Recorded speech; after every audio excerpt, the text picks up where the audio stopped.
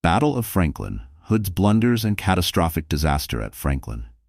What drove General John Bell Hood to launch a desperate gamble against impossible odds? And why is the Battle of Franklin remembered as both a heroic stand and a tragic massacre?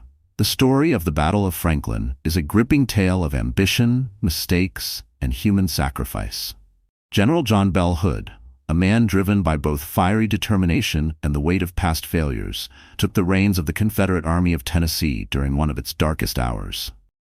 From a night of blunders at Spring Hill, where the Union Army escaped under his very nose, to the fiery charge at Franklin, where Hood unleashed his fury, this saga is as dramatic as it is heartbreaking. By late 1864, the United States was like a house on fire, smoldering in the east, blazing in the south, and threatening to collapse under the weight of a brutal, unrelenting war. President Abraham Lincoln had just been re-elected, a testament to the Union's resolve to see the conflict through. Yet, even as the North celebrated victories, the South clung desperately to its cause, bloodied but not yet broken. In Virginia, Lieutenant General Ulysses S. Grant had Robert E. Lee's Confederate Army bottled up in Petersburg, locked in a grueling siege. Lee's embattled veterans were holding the line, but barely. Supplies were dwindling, morale was cratering, and the once feared Army of Northern Virginia was a shadow of its former self. Yet Lee, ever the fox to Hood's lion, maneuvered with cunning, keeping Grant wary of every move. Meanwhile, in Georgia, Major General William Tecumseh Sherman was playing his part in the Union's strategy to suffocate the Confederacy. His capture of Atlanta in September 1864 had been a devastating blow to Southern morale. But Sherman wasn't done. As November arrived, he set Atlanta ablaze, literally, and began his infamous march to the sea. His army, a juggernaut of 60,000 soldiers, slashed through Georgia like a scythe, destroying railroads, crops, and anything else that might sustain the Confederacy. Amid this chaos, just west in northern Alabama, stood General John Bell Hood, a man Robert E. Lee once described as all lion and none of the fox. Hood was the living embodiment of audacity, a fiery Kentuckian with a penchant for reckless charges and bold gambles. Born on June 1, 1831, in Owensville, Kentucky, Hood hailed from a respected, modestly prosperous family. His upbringing was disciplined, and he quickly showed an aptitude for leadership. He graduated from West Point in 1853, ranking 44th in a class of 52, a less than stellar academic performance that belied his future battlefield prowess. Hood's early military career saw action in the frontier wars against Native Americans. When the Civil War broke out, he threw in his lot with the Confederacy, quickly rising through the ranks due to his courage and charisma. Hood's battlefield exploits became legendary, though not without cost. At Gettysburg in July 1863, Hood's arm was shattered by artillery fire during the assault on Little Round Top. Just months later, at Chickamauga, his leg was crushed, necessitating amputation. These injuries left him reliant on morphine and a prosthetic leg, but did little to temper his aggressive nature. By July 1864, Hood replaced the cautious General Joseph E. Johnston as commander of the Army of Tennessee. President Jefferson Davis, desperate for victories, believed Hood's boldness would reverse Confederate fortunes. Hood, eager to please, vowed to take the fight to the Yankees. Yet, as Sherman burned his way through Georgia, Hood found himself chasing shadows, unable to halt the Union juggernaut. In late October 1864, Hood hatched an audacious plan. He would march north into Tennessee, bypassing Sherman, and threaten Nashville. The goal? Disrupt Union supply lines, rally Southern sympathizers, and draw Sherman's forces away from Georgia. It was a long shot, but Hood was a man who thrived on gambles. Hood's march into Tennessee was plagued by delays. He had to wait for reinforcements, including Lieutenant General Nathan Bedford Forrest, whose cavalry had been raiding Union supply depots at Johnsonville, Tennessee, and critical supplies from Mississippi. Then there was the weather. Relentless rain turned roads into quagmires, further slowing his advance. P.G.T. Beauregard, Hood's superior and the commander of the Confederacy's Western Department, was beside himself. "Speed is of the essence," Beauregard stressed, but Hood could only grit his teeth and wait. As Hood maneuvered, the Union prepared to counter. Major General George Henry Thomas, a Virginian who had chosen loyalty to the Union over his home state, began consolidating forces in Nashville. Nicknamed the Rock of Chickamauga for his steadfast defense during that 1863 battle, Thomas was methodical and unflappable, a perfect foil to Hood's impulsive nature. Born in 1816 in Southampton County, Virginia, Thomas grew up in a slaveholding family but became a staunch Unionist. A West Point graduate and seasoned officer, he earned the trust of his superiors with his tactical brilliance and calm demeanor under pressure. Thomas's slow, deliberate approach often frustrated more aggressive commanders like Grant and Sherman, but his results spoke for themselves. By the summer of 1864, the Confederate Army of Tennessee was an army in name only. Shattered morale, dwindling supplies, and mounting casualties had left it a shadow of its former self. General Joseph E. Johnston, its commander, had adopted a cautious strategy of retreating and conserving his forces during Sherman's relentless march toward Atlanta. To President Jefferson Davis, however, this caution looked like cowardice. Desperate for bold action, Davis replaced Johnston with General John Bell Hood, a man whose aggressive reputation preceded him. Hood, fiery in spirit but broken in body, symbolized the state of the Confederacy itself. Wounded severely in previous battles, he rode with one leg amputated and a useless arm. Yet, strapped to his saddle, Hood was determined to prove that fire and fury could still save the Southern cause.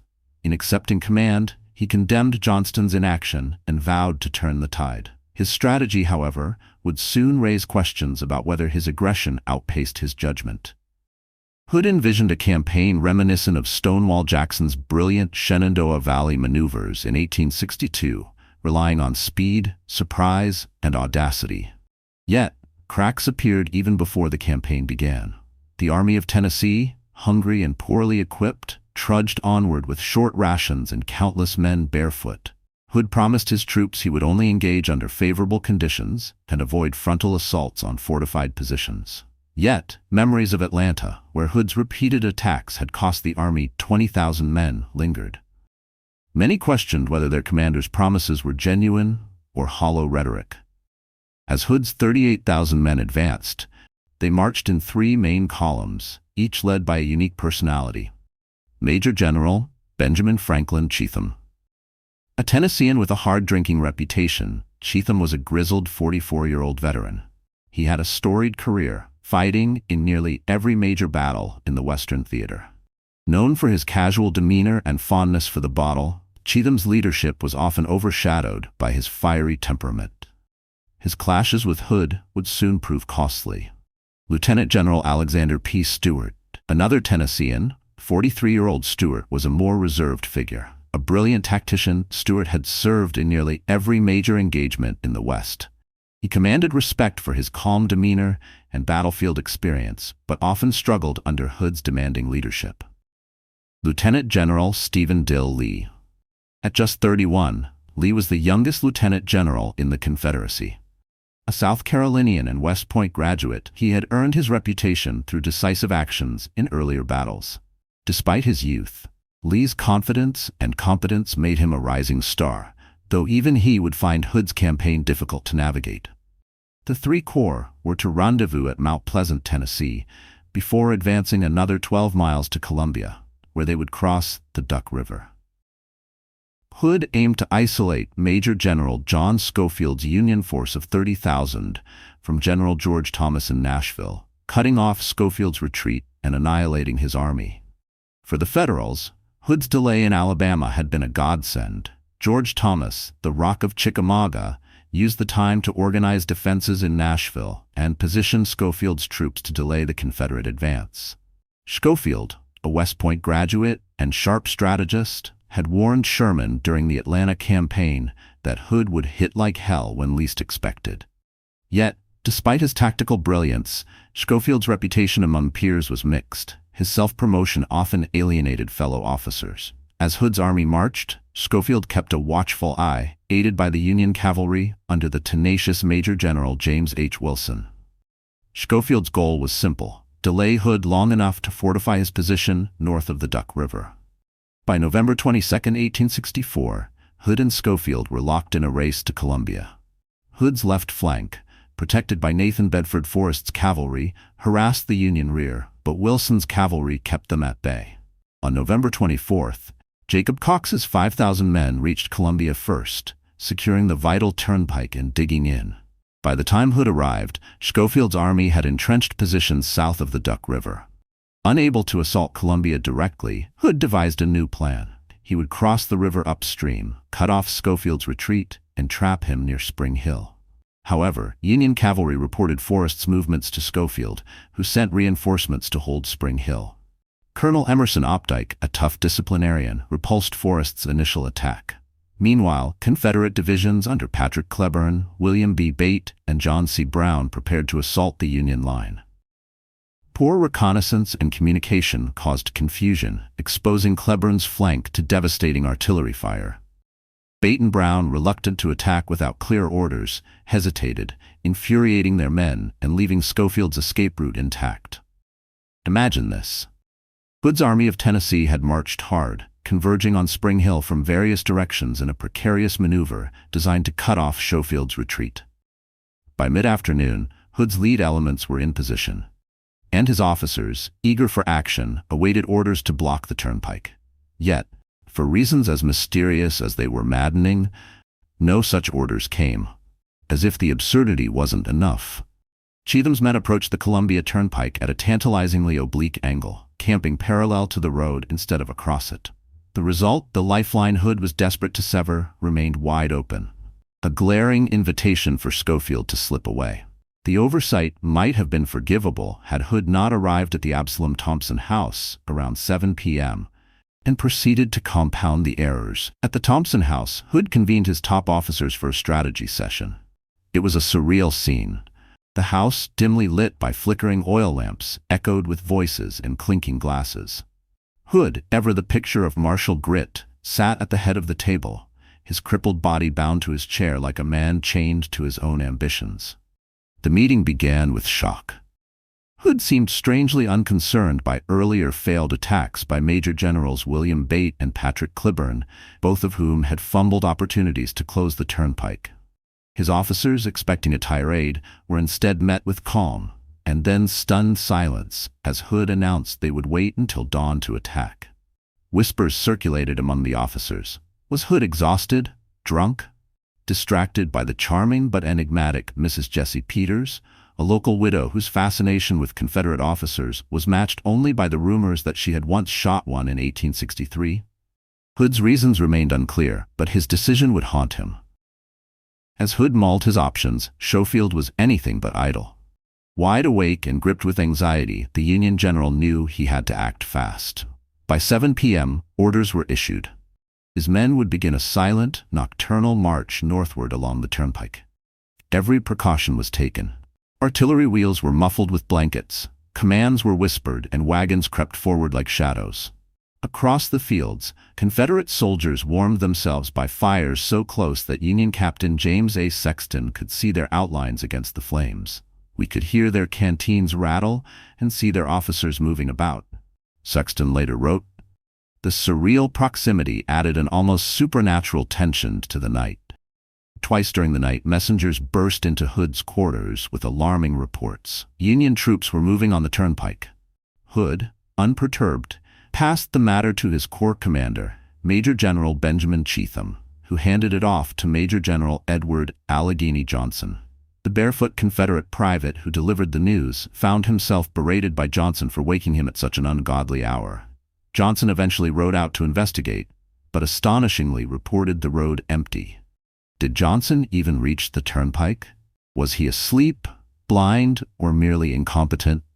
The answers are lost to history, but his failure ensured that Schofield's daring escape would go unchallenged.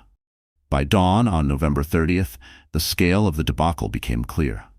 Schofield's 30,000 men, 62 artillery pieces, and a 5-mile-long wagon train had vanished like ghosts, slipping past Confederate lines and marching 8 miles up the road toward Franklin.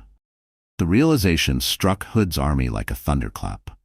Soldiers muttered in disbelief. Officers exchanged accusatory glares. The golden opportunity had been squandered. Hood awoke to chaos. Reports of Schofield's escape sent him into a towering rage.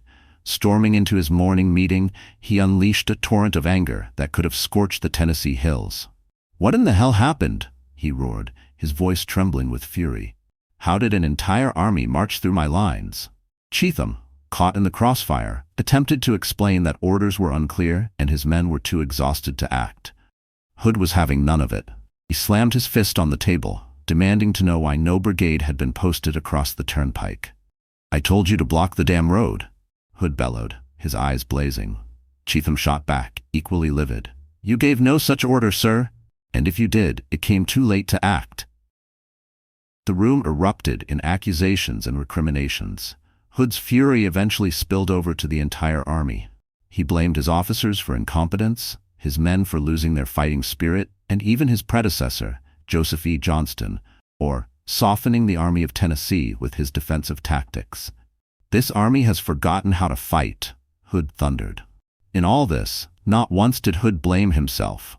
By midday, word of the blunder spread through the ranks, shattering morale. One Confederate officer captured the sentiment. There was not an officer or private present who did not but understand that a culpable and inexcusable blunder had been made. Hood, desperate to salvage his reputation, vowed relentless pursuit. "We'll attack and attack and attack until this army remembers its purpose," he declared, his tone equal parts determination and delusion. That night of November 29 to 30th, 1864, remains one of the most astonishing escapes in military history.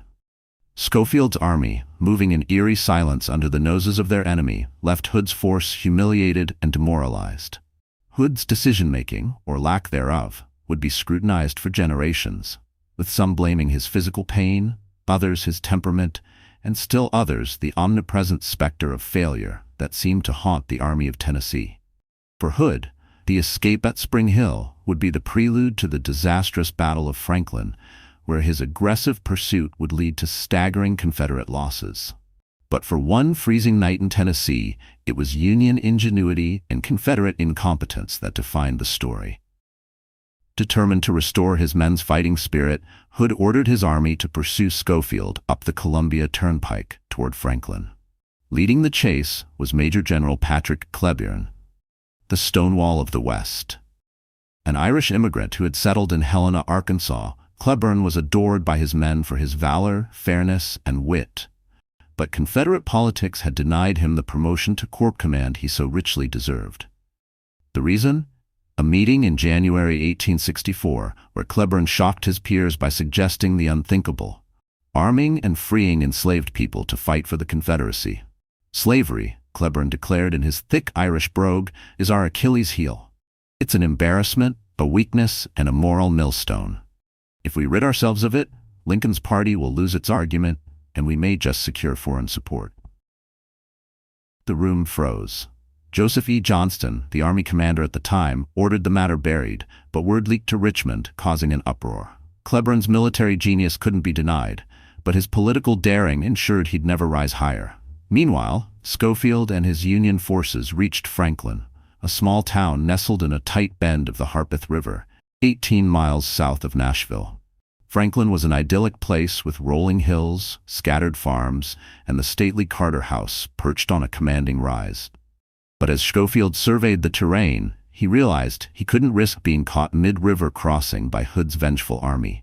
He ordered his men to dig in and prepare for a stand. The Union defenses formed an imposing crescent with the Nashville Turnpike cutting through the center. General Jacob Cox took charge of the lines, anchoring both flanks on the river and stationing artillery to cover the crossings. The Carter House, now Cox's headquarters, became the nerve center of this makeshift fortress. At 2 p.m. on November 30th, Hood's vanguard reached Winstead Hill, just south of Franklin. Hood and his trusted cavalry commander, General Nathan Bedford Forrest, surveyed the Union lines from the hilltop. What lay before them was a 2-mile stretch of open plain, bare as a bald man's head, leading to formidable Union entrenchments. Forrest, ever the pragmatist, counseled caution. "General, those lines are well fortified, and their flanks are anchored on the river. A frontal assault would be suicide." But Hood, still seething from the humiliation at Spring Hill, dismissed the advice. Our men have lost their nerve. A frontal assault is exactly what they need to prove they can fight, he thundered, conveniently forgetting his promise not to waste lives on such attacks. Without waiting for his artillery or Stephen D. Lee's corps to arrive, Hood ordered a full-scale assault. He divided his forces. Cleburne would command the right of the turnpike, while John C. Brown took the left. The entire effort would consist of 22,000 men, 18 brigades, and 100 regiments marching across 2 miles of open ground. At 4 p.m., Hood's men surged forward in what would become one of the most tragic and futile charges of the war. Brigadier General John Adams, leading his men with reckless courage, galloped forward and seized the flag of the 65th Illinois. A Union sergeant shot him dead as Adams fell, clutching the banner. Nearby, Brigadier Generals Hiram Granbury, States Rights Gist, and Otto French Strahl also met their ends, all in their early 30s. Cleburne, a man who had faced death countless times, led his division with his signature bravery. When his horse was shot out from under him, he mounted another, only for it to be killed as well. On foot, sword in hand, he charged forward, disappearing into the smoke. He was found later, shot through the heart, lying as if in peaceful slumber. The Confederacy had lost its most brilliant division commander. By nightfall, the Confederate attack had been shattered. Hood, 2 miles in the rear and blind to the unfolding disaster, had committed his men to slaughter. Of the 22,000 Confederates who charged, 6,252 were killed, wounded, or captured, an appalling 23% casualty rate. Among the dead were 14 generals, the most ever lost in a single battle of the war. Union losses were comparatively light: 189 killed, 1,033 wounded, and 114 missing. As Schofield's forces withdrew under the cover of darkness, Hood's army was left to mourn its dead and nurse its shattered spirit. For Hood, Franklin was a nightmare of his own making. For the Army of Tennessee, it was the beginning of the end. And for history, it remains a testament to the perils of pride and the price of poor leadership. The Battle of Franklin remains a poignant chapter in American history, a tale of courage, folly, and the high cost of ambition. Hood's determination, Schofield's pragmatism, and the bravery of thousands of soldiers on both sides shaped a moment that echoes through history. Thank you for joining us on this journey through the Battle of Franklin and the events that led to it. If you've enjoyed this deep dive into history, don't forget to hit that subscribe button and join us for more stories of courage, strategy, and intrigue from the past. Your support helps us uncover the stories that shaped our world. Until next time, keep history alive.